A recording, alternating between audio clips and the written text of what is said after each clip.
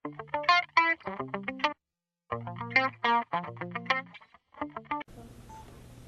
بالله من الشيطان الرجيم. بسم الله الرحمن الرحيم. الحمد لله رب العالمين، ولا حول ولا قوة إلا بالله العلي العظيم، والصلاة والسلام على أشرف الأنبياء والمرسلين وعلى آله وصحبه أجمعين. ونشهد أن لا إله إلا الله وحده لا شريك له، ونشهد أن سيدنا مولانا محمدا عبده ورسوله. In the name of Allah, the gracious, the merciful, all praise is due to Allah, the Lord of the universe, the master of the day of judgment. I bear witness and testimony to the oneness of Allah, to His magnificence, His omnipotence, His might, His glory, to His being the creator and sustainer of all things, the giver of life, the guider of hearts, the master of the day of judgment. And I bear witness to the fact that Muhammad ibn Abdullah sallallahu alayhi wasallam is His servant and final messenger. May the peace and blessings of Allah be upon him and upon all those who choose to tread in his path until the last day. It is said that on one occasion, Allah Azza wa Jal is looking into the hearts of His creation. And Abdullah ibn Mas'ud radiallahu ta'ala an, he narrates the hadith to us. He says that, Inna Allah nadhara fi qulub al-ibad. That indeed Allah was looking into the hearts of His ibad. فَوَجَدَ خَيْرُ قُلُوبِ الْعِبَادِ قَلْبَ مُحَمَّدٍ صَلَّى اللَّهُ عَلَيْهِ وَسَلَّمَ. And he found that the best of the hearts of His creation was the heart of Muhammad sallallahu alayhi wasallam. And so He selected him for Himself. فَاصْطَفَاهُ لِنَفْسِهِ, as the hadith says. He selected him for Himself, Azza wa Jal, and He chose him as His messenger, sallallahu alayhi wasallam. And you and I today, we have gathered here on this night to commemorate and celebrate the birth and the coming of this man who Allah Azza wa Jal found his heart to be the best of hearts. A man who came as the best of creation, a man whose coming arguably was the reason for the creation of this entire world and everything in it. This was Muhammad sallallahu alayhi wasallam. When he is born into the world, his mother Amina says that a light shines from her as far as Asham. And an action that is so harsh, that is so painful, any other woman who goes through it feels such a pain it can only be called labor. But when she says Muhammad sallallahu alayhi wasallam is born, she feels no pain. Because the coming of Muhammad sallallahu alayhi wasallam is not meant to cause hardship for anyone. Even from the very beginning, when he is born into this world, it is just a means of mercy, relief, and ease. A man who epitomizes mercy for us, compassion in a way where we really have to understand who he is and what he means to us. Why have you come here tonight to commemorate and celebrate the coming of this man? Why have you come here tonight to commemorate and celebrate the birth of this man? How does he find a relationship with you as a person in the course of your daily life? What do you know of him? What do you understand of him? How do you know him to be? A man who had the best of hearts of all of creation, sallallahu alayhi wasallam. This is a man who, when he is standing at the battle of Uhud, and his blessed face is pierced by the opposition, and the blood begins to drop from his face, from his cheek, before it can hit the ground, he jumps to catch it in his hand. And his companions say, "Why are you doing this?" And the Prophet ﷺ being a mercy to the world, he points in the direction of those who had injured him and hurt him, and said that those people would not be able to handle what would happen to them if this blood hit that dirt.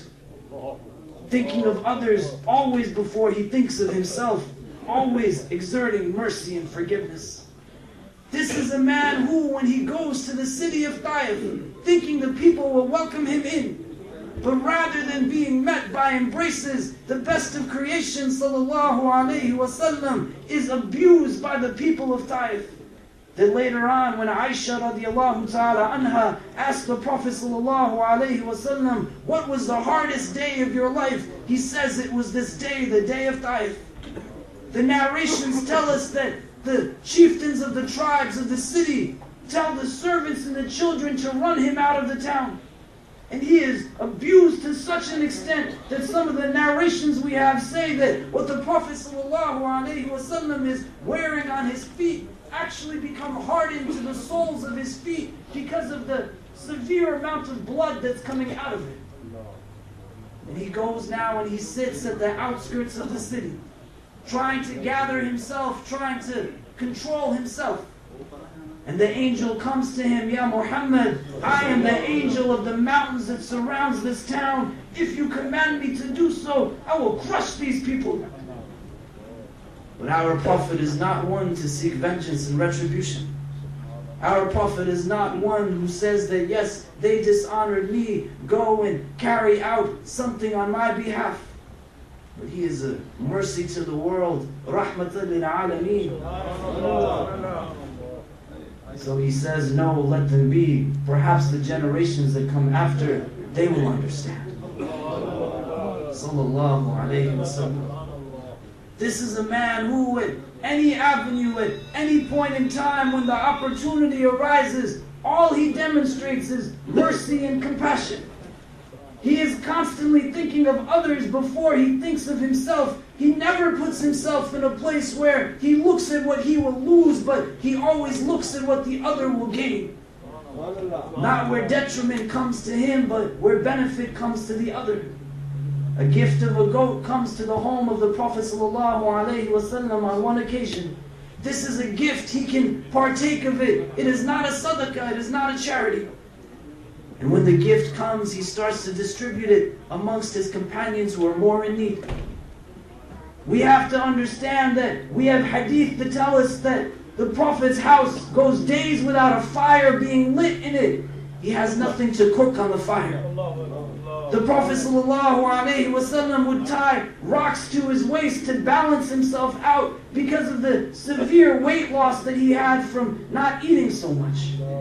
And now a gift of a goat comes into his home and he can partake of it. It is a gift. He is allowed to. It is permissible for him. But he starts to give it to those who are in need because this is his character. Aisha radiallahu ta'ala anha, when she sees what is happening, she makes a comment and says, all of it is gone, but its neck. But the Prophet ﷺ, he does not see the world in this way.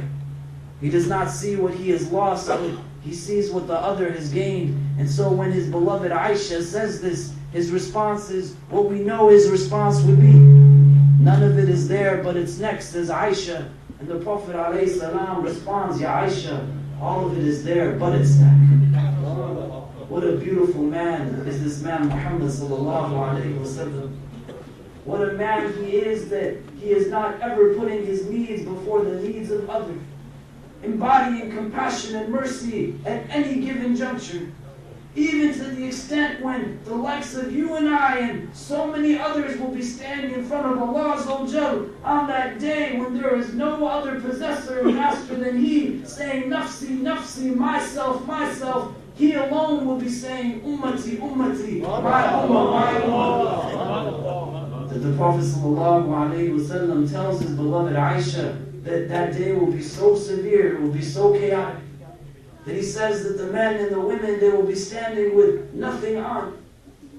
And Aisha radiallahu ta'ala anha says, Ya Rasulullah, how can this be? Won't the men and the women look at one another? He says, Ya Aisha, ashaddu min dhalik, it is more severe than that. And they say that they will go to the likes of Adam alayhi salam, asking him to intercede on their behalf.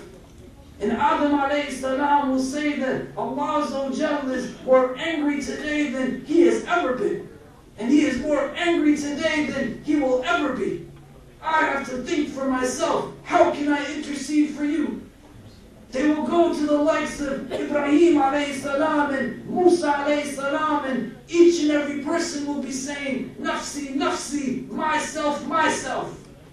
Because on that day there is only one master. There is only one owner. There is only one possessor, and that is Allah Azza wa Jalla Himself. You and I won't even have clothes to wear. When everyone is saying, Nafsi, Nafsi, myself, myself, Muhammad sallallahu alayhi wa sallam will be saying, Ummati, Ummati, my ummah, my ummah. This is the man who, on this evening, we come to commemorate and celebrate his coming. This is the man who we come to remember and remind ourselves truly what an amazing individual he was. Allah Azza wa Jal, when He looks into the hearts of His creation, He finds that the best heart is the heart of Muhammad sallallahu alayhi wa sallam. And when He speaks of His beloved in the book that He has sent down to us, He says that He has bestowed upon him a character that is azim in nature. إِنَّكَ لَعَلَى خُلُقٍ عَظِيمٍ. And for us to understand really what this means, it gets lost in translation if we don't understand the Arabic.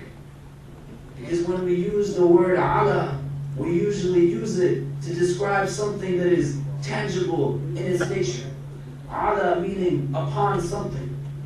And so I put the cup onto the table. There are things that are defined, there are things that are tangible. And in this verse, Allah is describing the character of the Prophet ﷺ. It is not something that you can hold on to. It is not something that you can grab with your hand. But the Prophet's character is something that is so definitively good. It is something that is so remarkably amazing that Allah is using a word that is saying that it is so real, we can only use the word ala to describe what it is. إِنَّكَ لَعَلَى خُلُقٍ عَظِيمٍ. Indeed, upon you is bestowed this character that is azim. The book of Allah is described as azim. The day of judgment is described as azim. Allah Azza wa Jalla Himself, He is known as Al-Azim. And the character of the Prophet sallallahu alayhi wa sallam, it is azim. What you and I are encouraged to aspire towards is a khuluq and akhlaq that is haseen in nature, a husn al-khuluq. One that aspires to be like Muhammad sallallahu alayhi wa sallam, with a realization that he embodies perfection in every way.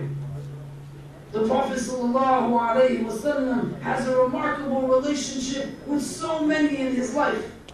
Young and old, male and female, people who are Arab, people who are not. His companions are not just the people of the Quraysh. Most definitely we find the likes of Abu Bakr, Umar, Uthman and Ali, may Allah be pleased with all of them. But the Prophet ﷺ's companions, closest and nearest and dearest to his hearts, also consisted of Bilal ibn Rabah, a man who was not of the Arab people, but his skin was black. A man by the name of Khalid ibn Arab, who came from the lower levels of society. A man by the name of Salman al-Farsi, Salman the Persian. A man by the name of Abu Dar al-Ghafari. He came from the Ghafar tribe, a tribe that was known as being people who were thieves and thugs, and the Meccans wanted nothing to do with them. But when Muhammad sees him walking over the horizon and everybody else is looking to say why he is wrong, the best of creation with the best of hearts alone is saying, Kun Abu Dar, that be Abu Dar, and it was, and he brought his whole tribe with him. The Prophet has companions coming from all walks of life, because this is who he is meant to be. He is not defined as an individual who is sent only for one people, but he is meant for you who are here in Jersey City, and me and where I am from in New York City, and people who are living in California, and people who are living in Singapore, and people who are living in Australia, and all parts of the world. Muhammad sallallahu alayhi wasallam is meant to be an example for all of them. But our understanding is we are 14 centuries away from him. That he is not in the world in the literal sense of it. But we as his ummatis are those who will exemplify what he stands for. How do you embody the character of Muhammad sallallahu alayhi wasallam? How are you in treating of others the way that this man treated those who were around him? That when Allah Azza wa Jalla tells us in the Quran, فَاذْكُرُونِي يَذْكُرُكُمْ وَاشْكُرُونِي وَلَا تَكْفُرُونَ, that you remember me and I will remember you, and be grateful to me and do not be ungrateful. How do you help people remember the likes of Muhammad sallallahu alayhi wasallam, and how do you remind them of Allah Azza wa Jalla? When Abdullah ibn Mas'ud says that Allah saw the best of hearts in Muhammad sallallahu alayhi wasallam, and he chose him to be his messenger, we understand what his coming is for. That when Allah tells us, إِنِّي جَاعِلٌ فِي الْعَبْدِ خَلِيفَةً, I have sent you as a representative to be on the earth, we are a representative of the divine. And we have to be able to understand that Muhammad sallallahu alayhi wasallam was the one who epitomized for us what it meant to be one who represented Allah on this earth. Merciful and compassionate in every way to anyone that he would meet and anyone that he would see. And that is the character that we want to be able to embrace and embody. Abdullah ibn Umar radiallahu anhu, on one occasion he is walking through the deserts. And as he is walking through the deserts, he comes upon a Bedouin man who he has not met before, and he doesn't recognize, and he wants to test him in terms of his faith. And so he sees that this Bedouin man has some sheep that are with him. And he asks him about the sheep. And the Bedouin man, he says to Abdullah ibn Umar that I have been entrusted to look after these sheep by somebody, and when they come at the end of the day, I will give it back to them. And Abdullah ibn Umar, he wants to test this man's faith. And so he says to him, why don't you give me one of the sheep? I will pay you for it. And when the person comes who asks you to look after them, just tell him somebody came or a wolf came and ate it and took it away. You will benefit because you will get wealth, and I will benefit because I will get the sheep, and that person will be none the wiser. And this man, he says something to him that he says he remembered for many, many years to come. That when he gives him the scenario and he tells him to do this, and no one will know what it is that we have done, the man responds to him and says, فَأَيْنَ اللَّهِ, where is Allah in your understanding? Allah who can see all, and Allah who understands everything, whose eyes are always upon us, where is He? And that is the question that Muhammad sallallahu alayhi wasallam answered for so many people who were being mistreated and who weren't being understood, and they were trying to understand where is God in our society, and not just God, a merciful God, a compassionate God. And after meeting Muhammad sallallahu alayhi wasallam, so many were in a place where undoubtedly they would understand that not only did Allah exist, but He existed as Ar-Rahman. Because Muhammad came as Rahmatul lil Alameen, and he affirmed this understanding that I am a representative of the divine. If you think I am merciful, imagine truly how merciful your Lord must be. Do we have that same interaction with the people around us? With our children, with our wives, with our colleagues or co-workers? How are we representing this man that we have come to commemorate and celebrate on this evening?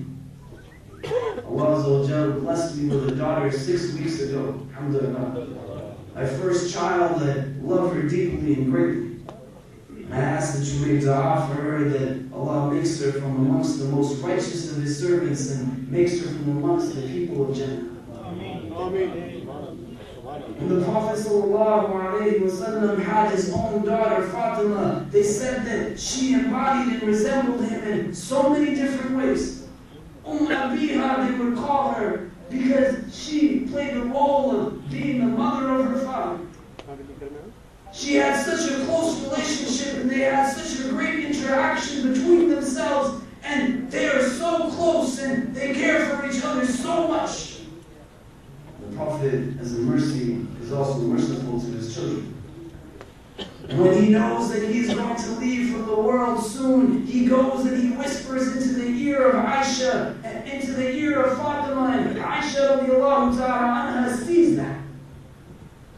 And she sees Fatima cry, and then she sees her smile. And later on, when she is asking Fatima, what did the Messenger of God sallallahu alayhi wasallam say to you? And Fatima radiallahu ta'ala anha said that my father, he told me he would be leaving from this world soon. And this brought tears to my eyes. But then he told me that I would be from amongst the first to join him in Jannah, in paradise, and this brought a smile to my face. And then the narrations tell us that when Fatima radiallahu ta'ala anha knows that she is going to leave from the world, she goes into the courtyard of her home with her bed, and she lays down, gazing into the heavens with a smile on her face.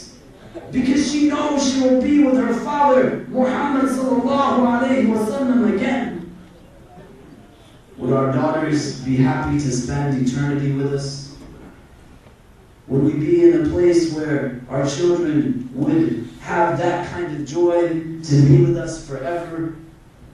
How do you represent the mercy and compassion of Muhammad sallallahu alayhi wa sallam in all aspects of your life? Not just when you are here in this place, but when you are in every place. How do you understand this man and the way that he was? Al-Bara radiallahu anhu, on one occasion he sees the Prophet sallallahu alayhi wasallam walking down the street with his grandson on his shoulders. And as he is walking with his grandson on his shoulders, he is making dua to Allah Azza wa Jal that, Ya Allah, love him as I love him. And if you and I, 14 centuries later, can understand that the Prophet ﷺ was telling his grandson that he loved him, and if Al-Bara radiallahu anhu heard the Prophet ﷺ saying that he loved his grandson, then most assuredly the Prophet's grandson heard that his grandfather said that he loves him. Do you tell your children that you love them? Do you tell them that you are proud of them? Do you let them feel as if they have a close relationship to you, the way the Prophet ﷺ told his children? It is an important thing for us to understand, because the character of the Prophet ﷺ is something that is most unique. But it is not beyond our ability to begin to embody some of those characteristics in our most basic relationships and interactions. What would it take for you to say to a young person that I am proud of you? The way the Prophet ﷺ tells Mu'adh ibn Jabal when he sends him to go be his representative to the people and teach them about Islam. And after he asks him, how will you guide the people? And he answers every question. The Prophet pats him on his chest and says, good job, Mu'adh. Then when the Prophet ﷺ asks Abdullah ibn Mas'ud, what is the most powerful verse in the Quran? And he answers correctly, and he gives him the description. And the Prophet ﷺ pats him on his chest and says to him, Mabruk ya Abdullah, for this knowledge that you have. How many times do you tell your children that they did a good job? The way the Prophet told the young people around them, they did good. How many times do you embrace them and tell them that they are special and they will do wonderful things when they grow up, the way the Prophet told the young people around him that they would? And something as we commemorate this day, the birth of the Prophet ﷺ, we have to be able to understand. Aisha radiallahu ta'ala anha on one occasion finds herself in a place where the men of the sons of Arfida come into the masjid. These are Abyssinian men, and they convert to the religion of Islam during the time of the Prophet. And after they have embraced Islam, a festival comes and they start to play their drums and they start to do what they would do in their own celebration, and a crowd gathers around them. And Aisha radiallahu ta'ala anha, she is very small in size, and so she says to the Prophet, I want to see what is happening. And so the Prophet, he puts Aisha radiallahu ta'ala anha upon his back, and in the hadith she narrates that her cheek is pressed against his blessed cheek. And after some time, she is asked by the Prophet sallallahu alaihi wasallam, have you had enough? And Aisha radiallahu ta'ala anha, she says, no, not yet. And then after some time has passed, he asks again, have you had enough? And she again says, no, not yet. And then the final time he asks her, have you had enough? And she says, yes, I have had enough. And then they leave from that. Sometime after the passing of the Prophet ﷺ, Aisha speaks about that instance where the Prophet held her upon his shoulders. And to the people that she was talking to and recounting what happened and what took place, she says to them that I had no desire to watch those men doing what they were doing. I just enjoyed feeling my cheek against the cheek of the Messenger of Allah sallallahu alaihi wasallam. This was the love that the Prophet had with his wife. What is the love that we have with our spouses? What is the relationship we have with our closest of family members? Where Aisha radiallahu ta'ala anha tells us in the hadith, لَمْ يَضْرِبْ رَسُولُ اللَّهِ إِمْرَأَةً وَلَا غُلَامًا وَلَا وَلَدًا قَطْ, that the Prophet sallallahu alayhi wasallam did not strike a woman or a servant or a child ever. Whose character do we follow? And whose example do we employ? When we understand that he had the purest of hearts, and we understand when he is described as a person who is remembering Allah all of the time. كَانَ رَسُولُ اللَّهِ يَذْكُرُ اللَّهَ عَلَى كُلِّ أَحْيَانٍ. The Prophet is remembering Allah Azza wa Jal always. To the extent that we have hadith that the Prophet sallallahu alaihi wasallam, when he goes into the washroom, the dua that he makes is what? غُفْرَانَكْ يَا رَبِّي. And what our teachers, they tell us is that the Prophet is so inclined to thinking about Allah Azza wa Jal all of the time that he is seeking Allah's forgiveness for one of two reasons. That he's saying, Ya Rabb, forgive me for going into this place, this washroom, this restroom, where I can't remember you. Or, Ya Rabb, forgive me for remembering you there because I am so habitually inclined. I remembered you in a place that was not proper to remember you. But he is always remembering Allah subhanahu wa ta'ala. And that means he is also remembering him in the late hours of the night when he is praying, when he stands up for the Fajr prayer, when he goes to the Dhuhr prayer, when he leads the Asr prayer, when he prays the Maghrib prayer and the Isha prayer, and he stands on the mimbar for the khutbah, for the Jummah prayer. But he's also remembering Allah when he is sitting at home with his loved ones. He is also remembering Allah when he is talking and having conversations with his companions. He is also remembering Allah Azza wa Jal when he is spending time with any person, any individual. It's not something that he forgets when he is in certain places and only remembers when he is in other places. Muhammad sallallahu alayhi wa sallam represented an amazing, amazing example for us. And we have the ability to access so many of his teachings and embody everything of what he had. And we have to understand that what it was that brought him to the place that he was in was this character that was so amazingly remarkable. The Prophet ﷺ received his prophethood at the age of 40.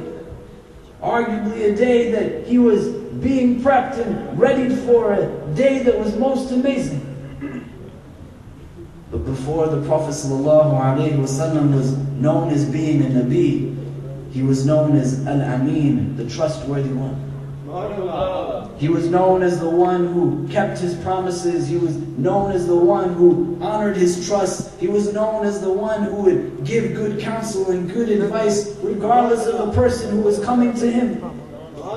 On one occasion, the Meccans find themselves in a place before the Prophet is given prophethood where the Kaaba has to be reconstructed.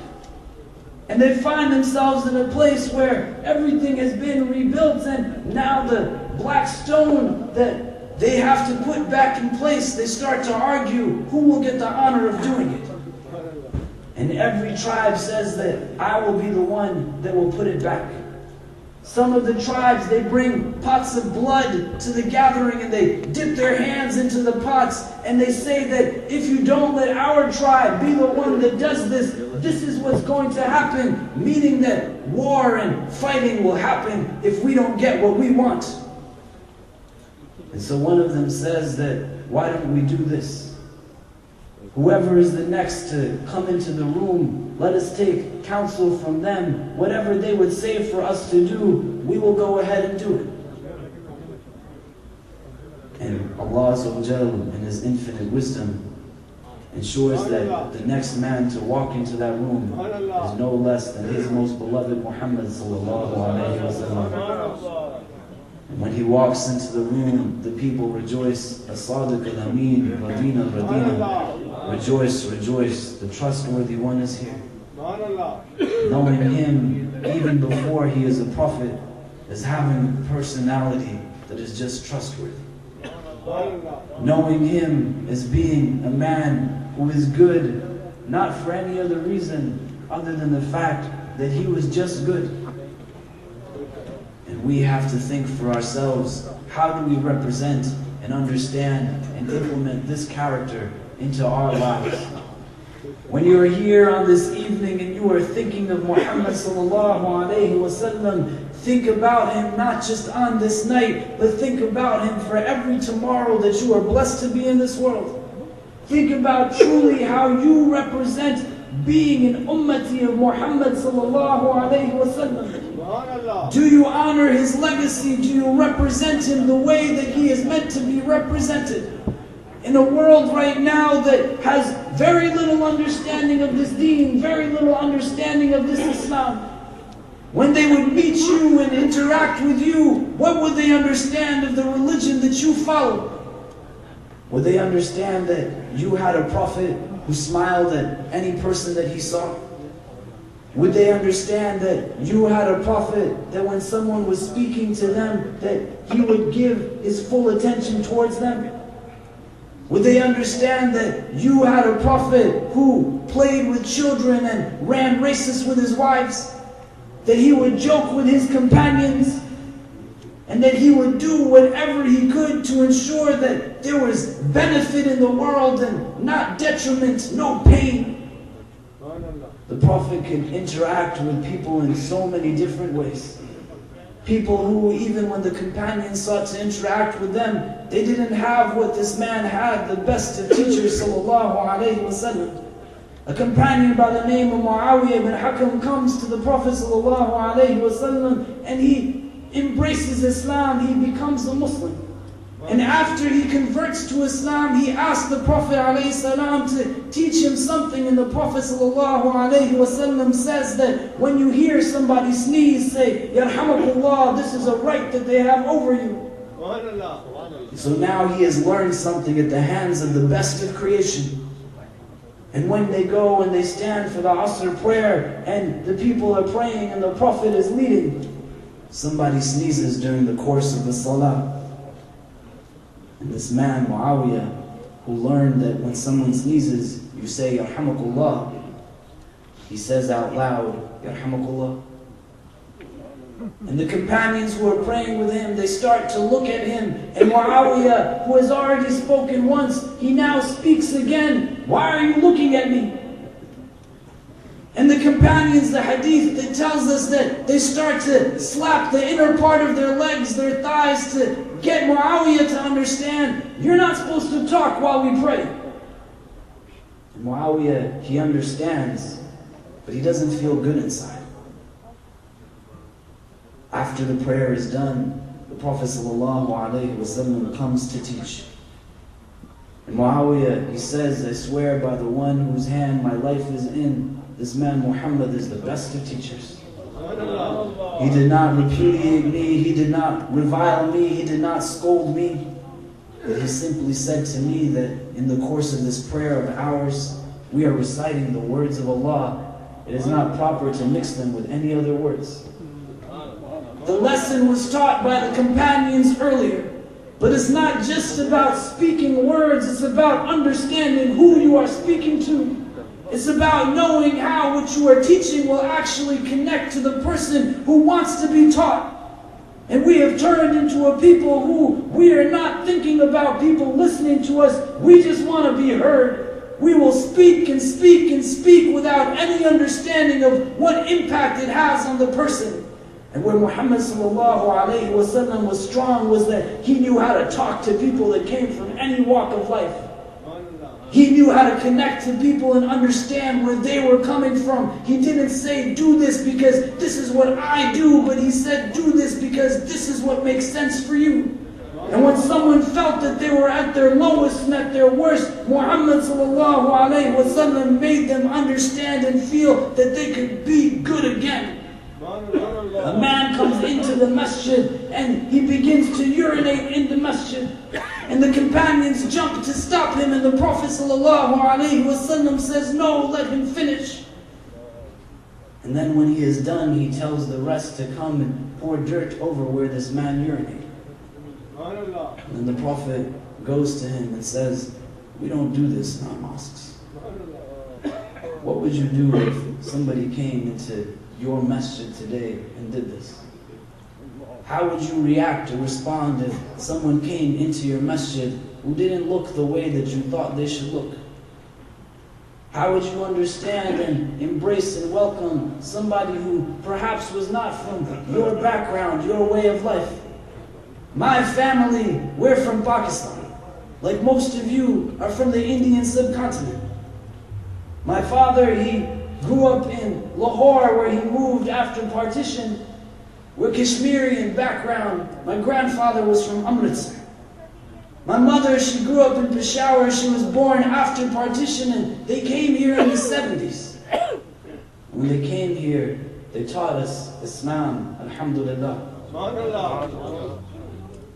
But unlike so many others who didn't have the blessing that I had with my parents understood that I was a Muslim, but I was a Muslim from here, not from there. And the Islam that they had to teach me and let me embrace and engage was not an Islam that made sense where they came from, but it had to make sense where I came from. And the Prophet ﷺ, he did this for so many of his companions, where he didn't tell them that now you are Muslim, suddenly you have to become Arab. He didn't say that you have to give up who you are, where you came from, but he understood that Allah Azza wa Jal tells us in the Quran that He has made us from male and female and made us into nations and tribes, that diversity is something that is there. Your masjid is a house of Allah. And in following the sunnah of the Prophet ﷺ, it is a house that is meant for all people. Because people came into the Prophet's mosque who were male and female, who were Arab and not, people who were even not Muslim. And if we understood his example, if anybody came in to your space that was not of your background, would they feel as if they were in Allah's home? How do you embody the sunnah of the Prophet ﷺ? كَانَ قُرْآنَ يَمْشِي كَانَ خُلُقُهُ قُرْآنًا. Walking, talking, the very personification of the Qur'an was Muhammad ﷺ. He had to be somebody who could interact with all people, because the Qur'an is meant to be a message for all people, and so too he is a messenger for that mushaf, for that Qur'an, has to be someone who talks to everyone. And if not all of us can do that, some of us have to start. We have to look deeply into the sunnah of the Prophet ﷺ and see what it really means to follow his example. It's not just about the clothing that we wear. It's not just about the way that we dress. The dress of the Prophet ﷺ did not make him a great man, but it's because the Prophet ﷺ was a great man that people wanted to dress like him. And if you are in a place where we focus only on what is on the outside and not what's going on the inside, we're going to have some big problems. Because when the companion comes and asks the Prophet ﷺ to give him counsel, Awsini ya Rasulullah, he doesn't say to him about his prayer and his ritual and his beard and his turban, but he says to him, La taghdab, la taghdab, la taghdab.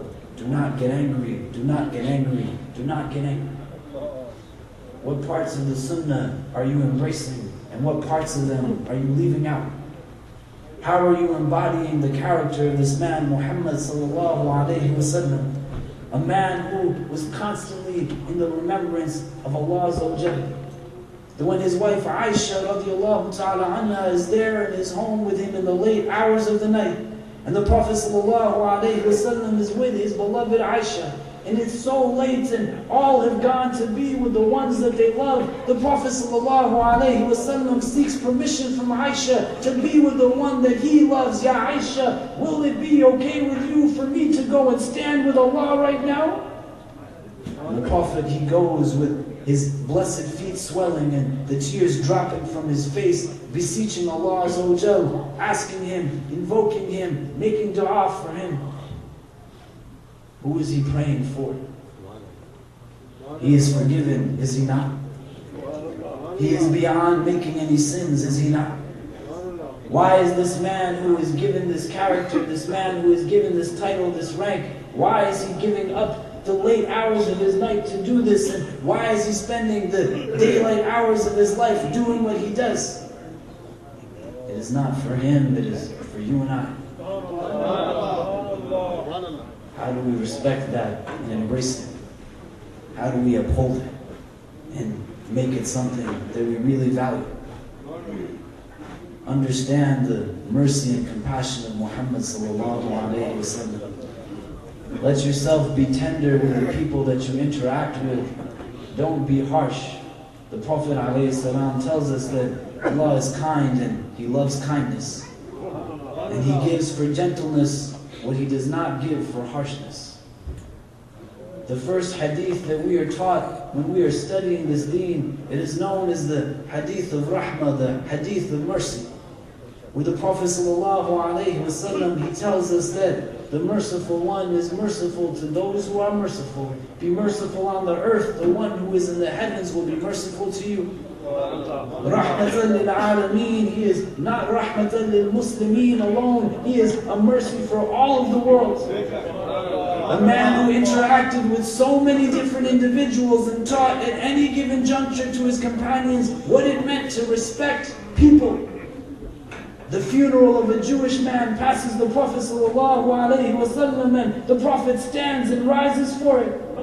And his companions say, what are you doing? He is not Muslim. And the Prophet ﷺ says, is he not a living soul?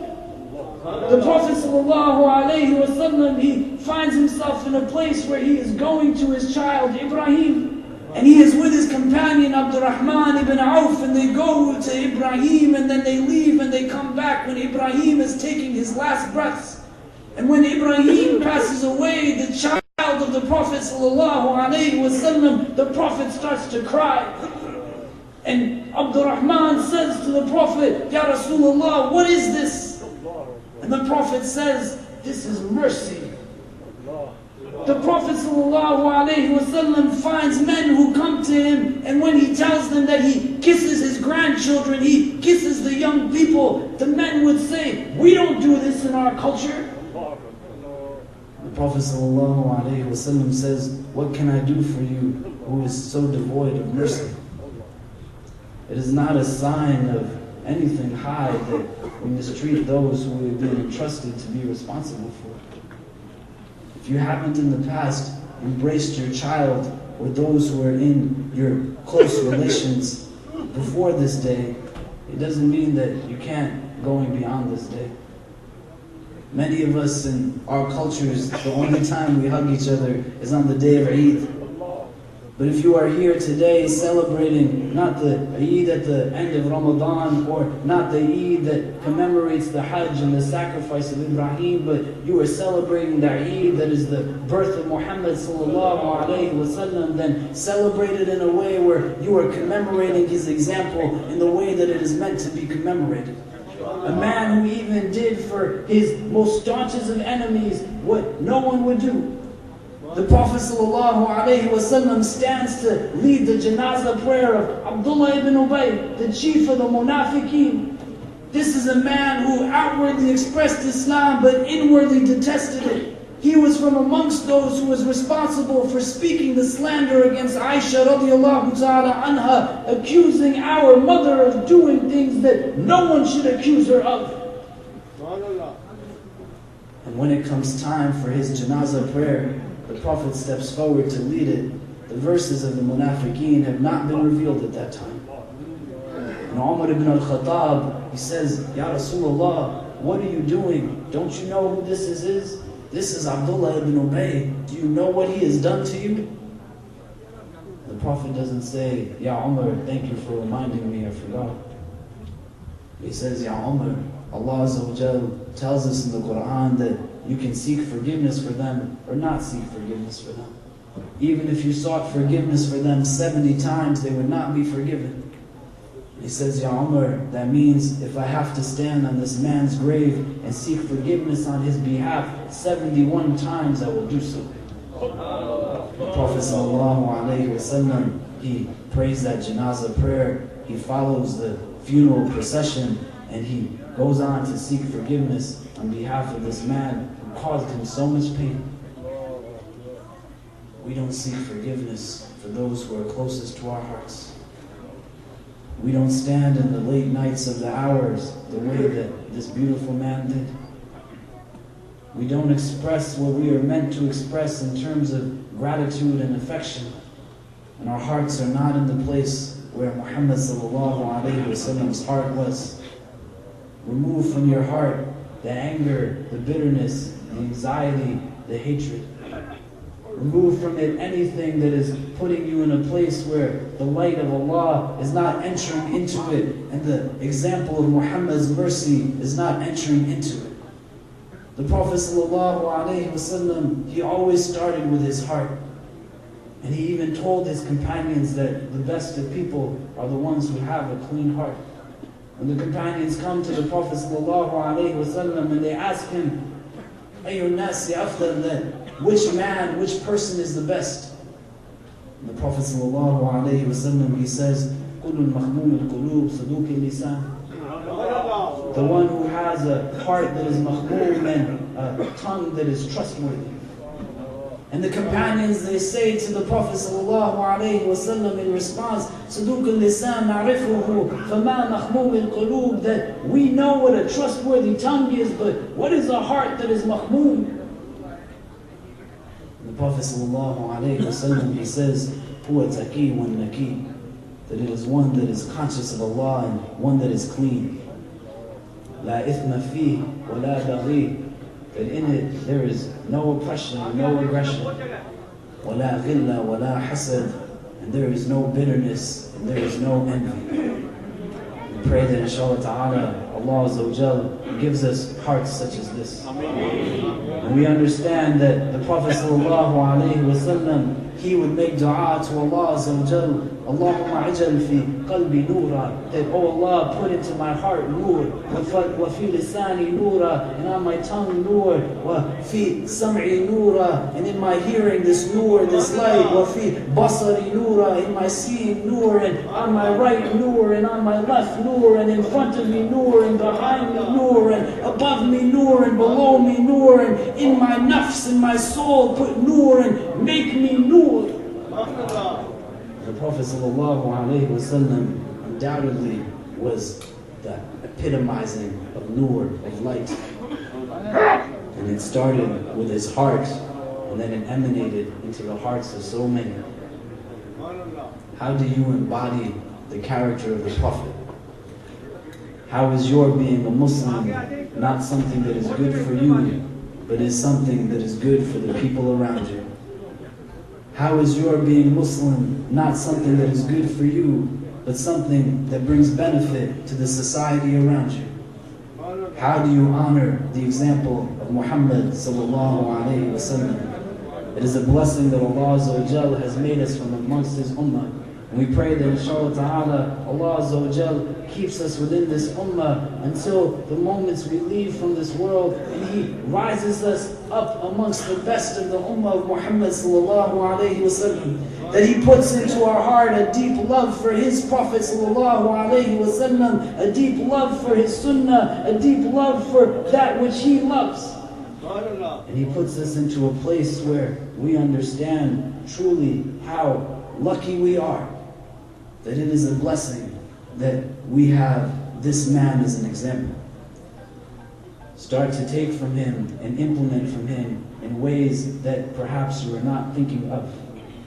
And you be the reason that when someone meets you, no one would have any poor understanding of this beautiful man sallallahu alayhi wa sallam, because you represent him as best as you can.